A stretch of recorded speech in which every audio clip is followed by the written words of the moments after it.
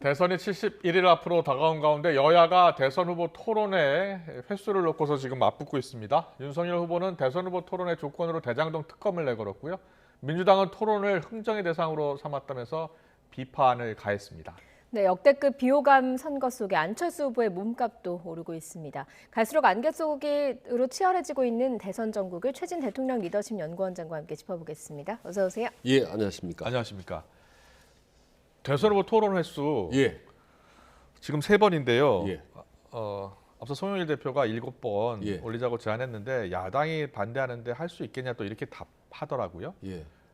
토론 횟수에 대해서 어떤 생각 갖고 계세요? 일단 국민 입장에서는 다다익선이죠. 예. 많을수록 좋죠. 그리고 지금 윤석열 후보 같은 경우는 정치권에 등장한 지 얼마 안 되기 때문에 사람들이 아직도 정확히 모릅니다. 어떤 사람인지. 네. 그렇기 때문에 많이 해야 되는 거고 지금 현행 공직법상 보면 3번 이상이기 때문에 4번, 5번, 6번, 7번 계속 할 수가 있습니다. 네. 근데 3번 이상으로 못을 박았기 때문에 3번만 해도 문제가 없는 거죠. 네. 그래서 이게 법안이 좀 문제 있다라고 해서 조금 전에 송영길 대표에서 민주당은 7번 이상으로 하겠다는 거 아니겠습니까? 네. 근데 7번도 제가 보기에는 사실은 적습니다. 그리고 윤석열 후보는 TV 토론에 약할 것이다라는 생각을 바꿔야 되는 겁니다. 지난번에 16번 했지만 윤석열 후보가 사실 TV 토론에서 크게 손해본 거 없습니다. 네. 그 TV 토론은 말 잘한다고 해서 공격 잘한다고 해서 잘 되는 거 아니지 않습니까? 예, 예. 본인이 더 플러스 요인이 될 수 있어요. 아. 이 사고 전환, 발상을 전환할 필요가 있는 겁니다. 자꾸 저러니까 지금도 윤석열은 TV 토론 잘 못할 것이다. 정책 능력도 취약할 것이다. 이런 얘기들이 계속 지금 퍼지지 않습니까? 네. 억으로 역으로 역지안을 해야 되는 거죠. 예. 윤석열 후보가. 저 더 하자, 더 하자라고. 그렇게 보시는 거군요. 예. 지금의 윤석열 후보의 모습이 조금 더 마이너스 효과가 될 수 있다라고 평가를 하시는 건데 사실 역대 대선에서도 이렇게 조금만 토론회를 한 적은 없잖아요. 그렇습니다. 네. 이렇게 3번 한 기억은 제 기억은 없고 최소 제가 알기로는 10번 이상 정도 했을 거라고 이제 보는데요. 네. 특히 이미 중앙 무대 정치를 많이 했다면은 TV 토론 횟수가 적더라도 괜찮은데 이재명 후보 같은 경우 사실 중앙 정치 무대를 하지는 않았습니다. 네. 근데 이제 경선 과정 많이 했지만 두 후보가 딱 1대1에 맞짱 뜨는 모습을 국민들한테 보여줘야 돼. 정말 국민들이 알 권리 차원에서 반드시 저는 필요하다고 봅니다. 네. 네, 알겠습니다. 잠시만요. 지금 이재명 대선 후보가 국민의힘 윤석열 대선 후보와 나란히 지방 소멸 대응과 관련해서 간담회가 열리는데 여기에 참석을 했습니다. 네. 일정을 마친 뒤에 이 후보가 취재진과 만나서 현안을 둘러싼 일문일답을 진행할 예정입니다. 네, 지금 현장으로 먼저 가보겠습니다.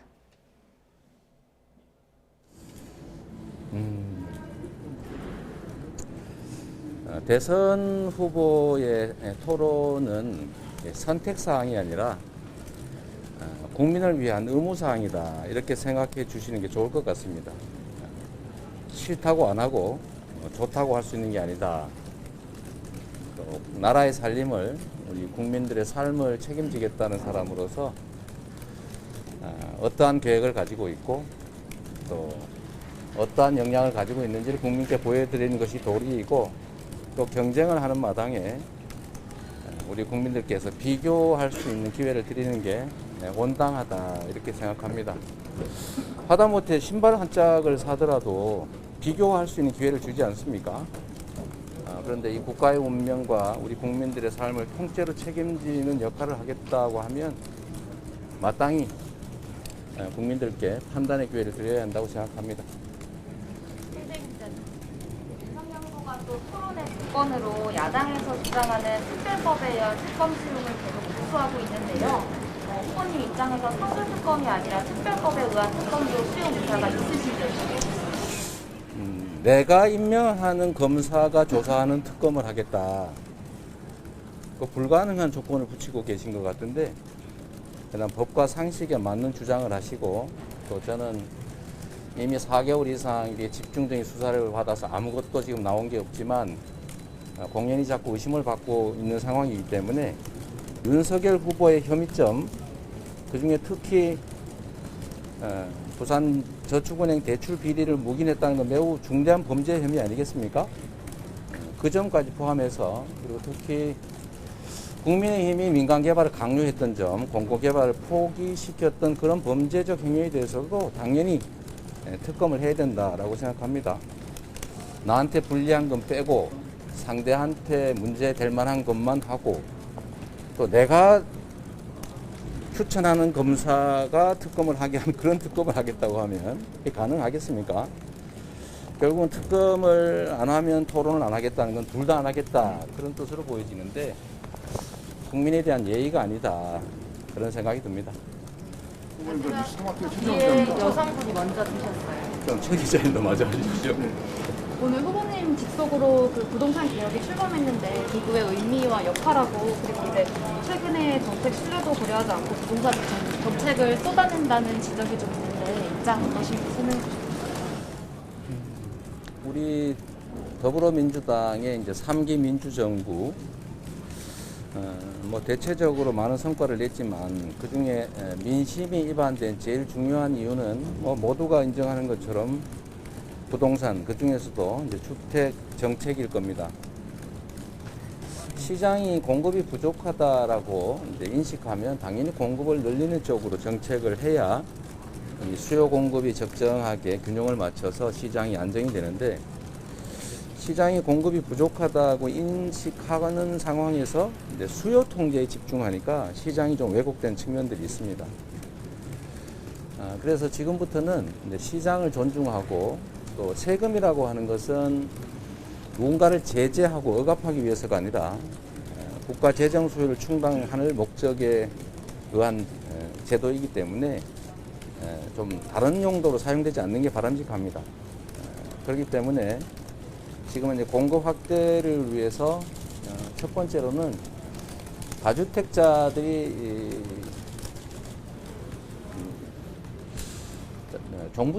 종부세를 부과받고 이제 매각을 하고 싶어도 지금 이제 과중한 양도세 때문에 지금 이제 어려움을 겪고 있는 상황이라 일시적으로 이제 매물을 낼 기회를 한번 주면 시장의 공급이 일단 좀 신속하게 늘어날 수 있다는 점이 있고 두 번째는 기존 택지들에서 용적률과 층수 규제를 좀 완화하면 신규 공급이 좀 더 원활하게 늘어날 것이다. 그리고 셋째로는 가능한 범위 내에서 택지 개발을 통해서 주택 공급을 장기적으로 늘린다는 그런 방향을 잡고 있습니다. 뭘 바꾼 게 아니라 이제 저는 시장을 존중하고 또 주택 시장 안정을 위해서 필요한 조치를 하는 것이지 한번 원칙을 정했기 때문에 그게 시장에 악영향을 미치더라도 그걸 고집하겠다는 것 자체가 오히려 문제이기 때문에 행정 목표 달성을 위해서 유연하게 정책을 적용한다 이렇게 생각해 주시면 고맙겠습니다. 오늘 여기까지 마쳐야 될 것 우리 같아요. 최 기자님만 더 합시다. 한 번만 더 합시다. 네, 기자님 짧은 질문 한 가지만 받겠습니다. 네, 이어지는 질문인데요. 근데 오늘 박광규 정책위원장이 종부세 완화에 대해서는 아직 정해진 게 없다, 방침 정해진 게 없다 이렇게 말했는데 그것은 어떻게 보세요? 박광규 정책위원장이 종부세 완화에 대해서는 아직 방침 정해진 게 없다 이렇게 선을 그었는데요. 종부세 부분은 말씀드린 것처럼 이제 다주택자들에 대해서 이제 다주택을 억제하기 위해서 그러니까 실제 집이 필요한 사람들이 주택을 보유할 수 있게 하기 위해서 종부세를 이제 중과하는 게 있습니다. 그런데 다주택자들의 이제 다주택 보유를 억제해서 주택 공급이 왜곡되지 않게 하겠다는 정책 목표라는 측면에서 보면 저기 이제 소멸 지역에 소규모 농가주택을 주말 용도로 가지고 있거나 아니면 뭐 시군 지역에 우리 가족들 특히 노부모들을 모시고 있거나 이런 경우까지 거의 제재에 가까운 중과를 할 필요가 없다라는 점들을 우리가 동의하고 있습니다. 그중에 특히 최근에 문제된 게 이제 종교재산 또는 뭐 사회주택 뭐 이런 여러 군데 이렇게 종중재산 이런 것들은 좀 가중한 제재 형태의 종부세 부과할 필요성이 굳이 없는데 너무 이제 어려워하기 때문에 그런 부분들은 좀 교정해야 된다는 점까지는 대체적인 의견을 모아가고 있는 중입니다.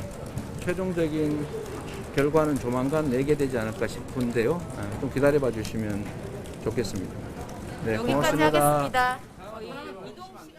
네, 기자들의 현안 질문, TV 토론 횟수 발언이 나왔죠. TV 토론은 선택사항 아닌 의무사항이다. 네. 어떤 계획 갖고 있는지 국민께 판단할 기회를 드려야 한다라고 이야기했고, 종부세 개편 방안 그리고 양도세 유예 방안에 대한 입장을 밝혔습니다. 네, 계속해서 정치권 이슈 짚어보겠습니다. 원장님, 예. TV 토론 횟수가 또 이야기가 됐는데 예. TV 토론의 영향력을 어떻게 평가하세요? 각각 보수, 진보, 자기 진영 지층에는 별 영향이 네. 없고요. 아. 중도층에서 만약 10명이라면 3명 정도가 TV 토론 보고 바꿀 수 있다고 봅니다. 그렇군요. 네. 예. 좀 상당한 거죠. 상당한 건데요. 예. 예. 근데 이효 여사가 대선이 끝나고 나서 한 질문을 받았어, 기자가 도 개인적으로. 김대중 대통령이 당선된 것 승리 요인 한 가지만 보면 뭐라고 하느냐 물어봤더니 이효 여사가 예. 우리 남편은요 TV 토론 덕분에 됐습니다라고 얘기를 했습니다. 아. 73세 고령에다가 말이다. 상당히 진보적인 투사, 싸움만 평생 민주화 투쟁만 해왔던 그런 억센 지도자. 이미지는 TV 토론에서 아시다시피 3버튼에 말이죠. 뭐 보라색, 빨간색, 뭐 챙크치본으로 이 이미지 개선으로 해서 중도층이 많이 끌어당길 수 있었거든요. 아시다시피 이제 60년에 미국 케네디와 닉슨 때도 케네디 대통령 정책 능력이 TV 토론에 뛰어나서 그랬던 건 아닙니다. 이미지 밝고 긍정적인 이미지 때문에 그 말 잘하고 지적인 닉슨을 이긴 거거든요. 아. 그래서 사실 윤석열 후보 TV 토론에서 불리할 것이다라고 생각하는 기우일 수도 있죠. 네. 본인의 신원 서판이 멋있게 잘 됐지 않습니까? 네. TV 토론 나가서 얼마든지 점수를 더 얻을 수 있는데 마치 피하고 회피하고 거부하는 듯한 모습을 보여주는 것, 역으로 이재명 후보는 하자, TV 토론 하자, 이건 의무사항이다 이렇게 당당하게 나가는 것, 공격과 방어, 벌써 이 그림 자체가 이재명 후보에게 유리하게 돌아가는 거죠. 그렇군요. 예. 예.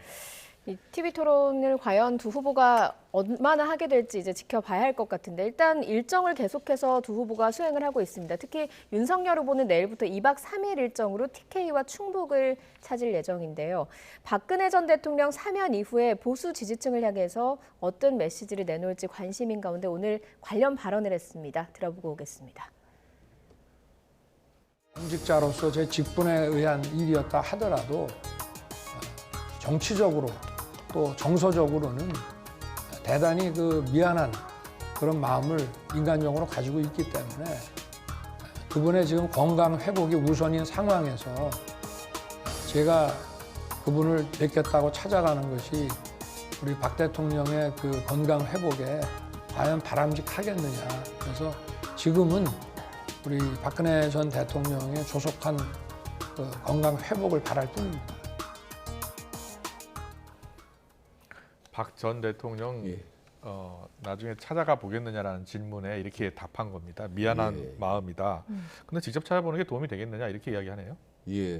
근데 윤석열 후보 입장에서는 메시지를 요약하면 나는 당시에 검사로서 내 역할을 충실했을 뿐이다. 예. 그러나 인간적으로는 죄송하다. 미가 아니겠습니까? 네. 그러니까 모범 답안입니다. 근데 이 부분에 대해서 문제는 TK, 대구 경북을 중심으로 보수층들이 어떤 반응을 보일 것이냐. 이제 그렇죠. 이게 중요하지 않습니까? 예. 저는 제가 보기에는 이미 보수층의 80% 이상, 많은 90% 이상은 이미 윤석열 지지층으로 다 흡수가 됐기 때문에 네. 네, 그리고 나머지 10% 남짓 많은 20% 정도가 지금 밀까 말까 윤석열을 이렇게 고민하고 있을 거라고 보는 겁니다. 그러니까 박근혜 전 대통령 행보가 보수 진영 속에서 윤석열 후보에게 크게 타격을 되거나 마이너스 되는 요인은 없다. 다만 이후에 말씀드린 중도층에 많은 영향을 미칠 수 있기 때문에 이 부분은 따로 이제 말씀을 드리는 거죠. 말 한마디 하면. 예. 예, 뭐 지금 박근혜 전 대통령의 메시지 여부와 또 별개로 김건희 씨, 부인 김건희 씨 문제도 윤석열 후보에게는 굉장히 중요한 문제가 되지 예, 않았습니까? 이틀 전에 김건희 씨가 대국민 사과를 하면서 선거운동에 공식적으로 등판하는 것 아니냐 이런 관측까지 나오고 있는데 윤석열 후보 관련 입장을 내놨습니다. 들어보고 질문 이어가겠습니다. 그러나 제 아내 입장에서는 이 사과가 충분했다 이렇게 말씀드리기는 어려워요. 다만 진정한 마음에서 한 것이라고 말씀을 드리겠습니다. 이 부분에 대해서는 국민들께 판단을 맡겨야지 제가 뭐 거기에 대해서 언급하는 것은 또 사과의 어떤 진정성하고도 맞지 않는 것이 아니냐 그런 생각입니다. 저와 제 그 아내의 관계는 서로에게 뭐를 강요하고 권하고 이러지는 않습니다. 기본적으로 정치는 제가 하는 것이고 제 처는 자기 일이 있는 것이고 제가 뭐를 해달라고 요구하거나 그럴 수도 없는 것이고 제 그 정치 활동을 옆에서 지켜보면서 또 다른 후보의 그 아내나 배우자가 어떻게 하는지를 보고 본인이 판단할 문제가 아닌가. 그리고 저도 뭐 강요하거나 권할 생각은 없습니다. 네, 윤 후보가 확실하게 이야기했죠. 부인의 등판을 강요하거나 권하지 않겠다 이렇게 이야기했고 본인이 판단을 할 것이다 이렇게 이야기하네요. 김건희 씨의 등판이 어떻게 보십니까? 윤석열 후보의 지지율에 도움이 될 것으로 보십니까? 김건희 씨의 등판이 득표에는 도움이 안 될 거라고 봅니다. 네. 예, 왜냐하면 일거수일투족에 대해서 방송에서 계속 취재할 거고 예. 수많은 유튜버들이 따라붙을 텐데 예, 스토커처럼 예. 그럼 그 과정에서 실수가 안 나오겠습니까? 그럼 그것도 온종일 종편에 또 좋은 소재감이 될 거고 그래서 좋은 점은 없을 거고요. 예. 다만 이제 며칠 전에 이제 대국민 사고가 있지 않습니까? 네. 저는 그거는 이제 상당히 잘했다고 봅니다. 예. 헤어스타일부터 시작해서 검정색의 머리라든지 그 시선 처리까지 상당히 준비를 많이 한 6분의 대국민 사과는 실보다 득이 많았다라고 예. 봅니다. 그래서 앞으로도 반드시 후보의 부인이 등판해야 될 자리만 준비된 행보로서 잠깐 얼굴을 비치는 그 정도 네. 최소한의 노출 아, 정도에 그치지 않을까라고 저는 예상을 해봅니다. 예. 그렇게 보시는군요. 네, 이준석 대표 이야기도 지금 뭐 예. 윤석열 후보 입장에서 빼놓을 수 없을 것 같은데 최근 어쨌든 갈등이 불거지고 있고 초선 예. 의원들 사이에서는 뭐 사퇴 이야기까지 일부 초선 의원들 사이에서 거론이 되고 있는 것으로 또 알려지고 있거든요. 지금 윤석열 후보와 이준석 대표의 관계는 좀 어떻게 보시는지요? 지금 겉으로 보면은 지금 이준석 후보는 사면초가입니다. 이준석 대표가 예, 사면초가라고요? 사면초가에 몰려 있죠. 예. 이제 우선 윤석열 후보가 평론가처럼 삼자적 입장에서 얘기하지 마라라고 했고 두 번째는 김종인 위원장이 책임감을 가져야 당 대표면라고 어떻게 보면 이준석 대표랑이 처음으로 세게 쓴소리를 좀 했지 않습니까? 예. 거기다가 며칠 전에 또 김태흠 중진 삼선 의원이 또 세게 했죠. 오만하지 말고 책임감 가져라라고 또 얘기를 했고 그리고 거기다 초선 의원들이 또 이제 뭐 사퇴 얘기까지 몰아붙이기 때문에 동서남북 네 군데 지금 몰려 있지 않습니까? 그럼에도 불구하고 이준석 대표가 버티고 나름대로 고개를 바짝 드는 이유는 네. 20, 30대가 있지 않습니까? 아, 20, 30대하고 소통하고 함께 움직이기 때문에 이 파워는 무시를 못 하거든요. 네. 그래서 이준석 너 여기까지야 라고 떼놓고 갈 수는 없습니다. 예. 선거도 코앞인데 그렇군요. 어떻게든지 안고 가야 되는 건데 그 이제 내일 초선 의원들하고 토론을 한다는 거 아니겠습니까? 이게 이제 중요하죠.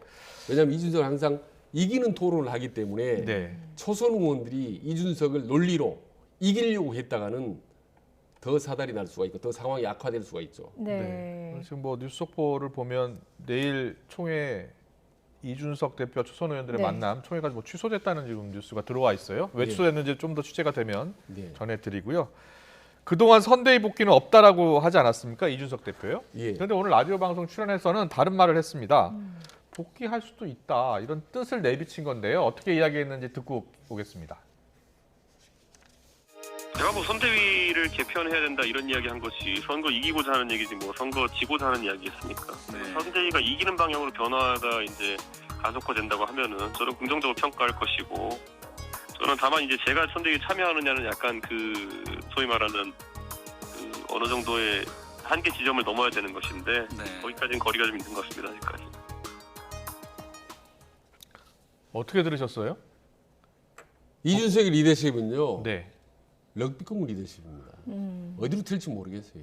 예. 그리고 제가 대학교 1, 2, 3, 4학년 교양과목 가르쳐주면요. 네. 얘들이 무슨 생각을 하고 있는지 50대, 60대의 마인드로 예. 나름대로 분석하고 짚으면 어김없이 빗나갑니다. 그러니까 지금 이준석이 무슨 생각을 하고 뭘 하려고 하는 건지 예. 많은 평론가들이 분석을 하고 예측을 하고 대충 알겠지만 실제로 진짜 더 깊은 속뜻은 모를 수 있을 뿐더러 예. 더불어 이준석 끌어당기기 위한 노력, 포용해야 되지 않습니까? 네. 포용하는 노력하는 사람들이 대개 50대, 60대들 아닙니까? 서로 코드가 안 맞는 거죠. 이게. 네. 아니 김종인 위원장이 이 대표가 참을성이 있었다면 선대위직 사퇴 등 불상사가 생기지 않았을 것 이렇게 이야기할 정도였습니다. 그것도 김정일 위원장님 생각이죠. 네. 이준석은 전혀 다른 얘기를 할 겁니다. 저는 참을 만큼 참았고, 아, 예, 저로서는 당에 대해서 잘 되라고 제안하고 있고 어드바이스 주는 거예요. 이게 뭐가 잘못된 겁니까? 라고 얘기를 할 겁니다. 네. 그러니까 완전히 바라보는 문법이 다른 거죠. 그 지금 예. 초선 의원들하고의 그 회동 취소됐다고 전해드렸는데 네. 그 초선 의원들이 어제죠. 예. 어제 모여서 이준석 대표 사퇴 이야기까지 나왔다고 하거든요. 예. 그 배경을 뭐로 보세요? 그러니까 왜 초선 의원들이 모여서 그런 이야기들을 했을까요? 그러니까 지금 이미 오늘 방송 여러 번 나오지만 계속 밖으로 돌면서 외곽을 때리는 예. 이런 모습을 보이지 않습니까? 그것도 당 대표가 현직 당 대표가 예. 이건 사실 원래 정당사에 없습니다. 그렇군요. 대선을 눈앞에 두고 이런 정말 말도 안 되는 희한한 사항인데 네. 이거 20, 30대에 걸맞게 밀당을 하면서 협상을 하면서 끌어당겨야 되는 건데 아. 옛날 50대, 60대 아날로그 방식으로 이준석을 끌어당기려고 하니까 안 맞죠. 아날로그 디지털을 맞겠습니까? 제가 이준석을 칭찬하는 건 아니지만은 코드가 다른 거고 말하자면 금성인과 화성인이 서로 협상을 하려고 하느니 대화가 안 언어가 통하지 않지 않습니까? 예. 안테나가 통하지 않고 예. 그런 상황이 저는 계속 지금 반복되고 있다고 봅니다. 그 지금 이준석 대표 라디오 발언을 들었지만 예. 어느 정도 좀 복귀할 수도 있다라는 뉘앙스를 풍기고 있는 것 같은데 그렇다면 윤석열 후보 측이나 김종인 선대위원장 측에서 어떤 식으로 좀 끌어당겨야 될까요? 그러면 그래서 방금 끌어당길 사람들이 다 50대, 60대, 70대이기 때문에 정치공학적으로 당기려고 협상을 하고 하면 인준사가 안 통한단 말입니다. 네. 그래서 젊은 초재선이 있다든지 다른 이준석의 입장에서 20, 30 입장에서 뭘 요구하는 거라 허심탄회 얘기하는 이런 눈을 높이를 낮추는 게 아니라 완전히 그 뭐라고 하죠? 20, 30대 모든 마인드를 같이 낮춰서 해야 되는 겁니다. 그게 쉽지 않아요. 그거는 이준석의 문제뿐만 아니라 지금 20, 30대를 끌어당기려고 하면 20, 30대의 심리를 깊이 연구를 해야 돼요. 저는 20, 30대 관련 책을 써서 제가 읽어보면요. 용어의 상당 부분이 무슨 뜻인지를 모를 정도 용어들이 많이 씁니다. 예. 우리하고 많이 어법이 다르요. 여의도 문법, 여의도 정치하고 많이 달라요. 20, 30대가. 네. 특히 이준석 같은 경우는. 네. 그냥 축구공으로 축구하다가 갑자기 럭비공으로 축구 한번 해보셨습니까? 복잡합니다. 네. 이게 쉽지 않죠. 국민의힘 선대위는 어떻게 흘러갈 것 같습니까? 김종인 위원장은 이제 메시지도 관리하겠다라고 이야기했거든요. 솔직히 부인하든 않든 간에 이준석 대표는 뭔가 다음 미래 정치, 자기 정치를 생각하고 있는 것만은 분명합니다. 네. 제가 여러 루트를 통해 확인한 바에 예. 그럼 거기에 걸맞게 일정의 협상이 있어야 되는 거죠. 저는 자꾸 생각나는 게 울산 회동이 있지 않습니까? 이준석, 윤석열 회장이 두 사람 후보가 막걸리 한 잔 먹고 타협했던 네. 그때 이후에 나온 얘기가 있어요. 이준석 했던 얘기가 몇 가지를 약속했다는 거 아니겠습니까? 예. 대선 때 역할 그리고 지방선거 때 공천과 관련 여러 가지 약속을 했다는 거 아니겠습니까? 그 약속을 지켜라 라는 무언의 메시지 않겠습니까? 근데 약속을 거기서 해놓고 지키지 않고 계속 압박만 하고 있으니 좋아? 그럼 나도 2단계 행동에 옮기겠다. 2차 사보타지에 들어가고 있는 거 아니겠습니까? 예. 아주 나이는 적지만 정말 고단수의 정치 전략을 하고 있는 거죠. 이준석이.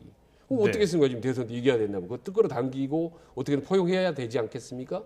국민의 입장에서는 잘라낼 수 없지 않습니까? 부딪혀 만약에 좀 시체만으로 쫓아낸다면 예. 밀어낸다면 어떤 상황이 오겠습니까? 대선 임박해서. 알겠습니다. 그걸 또 잘 알죠. 이제는 예. 이 준석 후보 국민의힘 그래서 선대위 어떻게 국민 흘러갈지 좀 예. 보겠습니다. 예. 상당히 어려운 협상입니다. 예, 예. 뭐 사실 국민의힘은 이렇게 시끄러운데 민주당은 조금은 순조롭게 돌아가는 느낌이 들긴 하거든요. 이낙연 전 대표, 뭐 정세균 전 총리 다 한 팀으로 좀 합류를 하는 모습을 보이고 있어요. 어떻게 예. 보고 계시는지요? 그러니까 원래 이제 이재명 후보 특기가 상당히 친화력입니다. 누구든지 보면 금방금방 친해지는 그런 네. 특기가 있어요. 그래서 그때도 아주 딱딱 어색한 분위기 이낙연 전 대표 만났을 때도 아주 업어주십시오 이러니까 팍 웃어버리더라고요. 앞으로 힘드니까 업어달라고 하고 또 조금 전에 뭐 정세균 전 국회의장 보니까 막 팔짱을 막 끼고 그러더라고요. 이재명 후보가 그렇게 예. 하십시오 하고 이제 이런 부분들이 상당히 지금 원팀으로 하고 있는데 걱정이 되는 이제 부분은 이낙연 후보는 점점 스텝 바이 스텝으로 돕기 시작하는데 네. 예.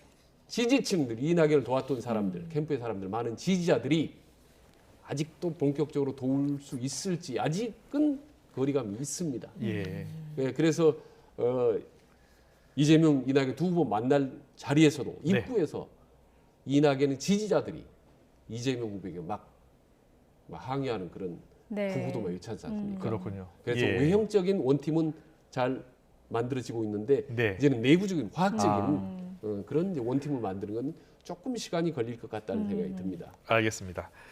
이재명 후보 쪽 송영길 대표 예, 오늘 여기 큐에 출연해서도 예, 안철수 후보에 대해서 예. 굉장히 호감을 갖고 있는 것 같더라고요. 예. 예.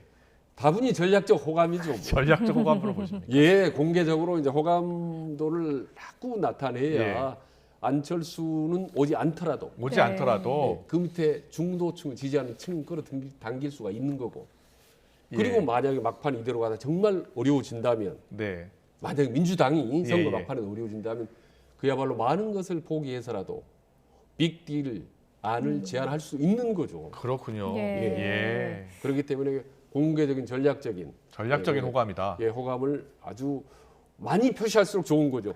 그렇지 않습니까? 예. 네. 사실 근데 안철수 후보는 어제 뭐 그러면 정권 교체 같이 하자는 얘기냐 이런 식으로 약간의 거절을 하긴 했거든요. 예. 네.